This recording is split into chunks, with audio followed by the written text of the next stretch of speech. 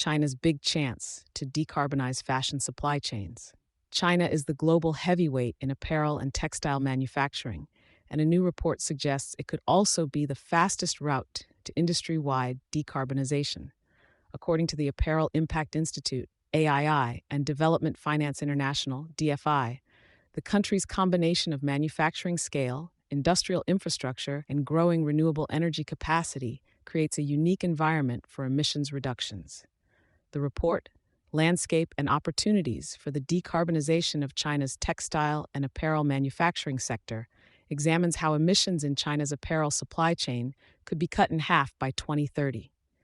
It points to existing industrial parks, production clusters, and clean energy deployment as real-world advantages, not theoretical possibilities. With more than 40,000 active suppliers and over 1,300 industrial parks, housing some 11,000 enterprises, China's apparel sector has an unmatched operational footprint.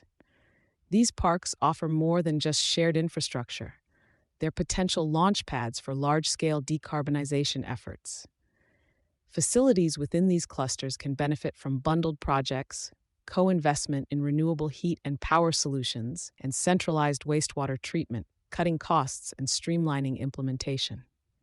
In parallel, China's track record in renewable energy and industrial innovation means many of the necessary tools for decarbonization are already on the ground. The challenge now is coordination, linking policies, finance mechanisms, and supply chain actors to turn potential into measurable progress. Finance remains the barrier to sector-wide action. While China's infrastructure is ready, the financial foundation is not yet solid. The report estimates that hitting a 50% emissions reduction target by 2030 will require $40.8 billion in investment, most of which is currently missing. The analysis makes clear that it's not just about more capital, it's about better capital. Current financing options often don't align with supplier realities. Small and mid-sized manufacturers face high interest rates, limited technical support, and complex application processes. Even when climate finance is available, it's often inaccessible in practice. To address this, the report outlines several approaches: blended finance models that combine concessional and commercial capital, performance-linked grants tied to deployment milestones, locally adapted financial instruments that reflect regional cost structures and risk profiles. Expanding technical assistance is also critical. Suppliers need more than funding, they need support in evaluating, planning, and executing decarbonization strategies. Integrating low-carbon planning into day-to-day operations, rather than treating it as an add-on, is seen as key to long-term success.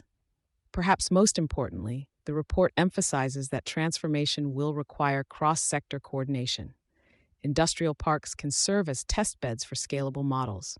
If successful pilots are supported by policy and financing, they can be replicated quickly, driving change beyond individual factories.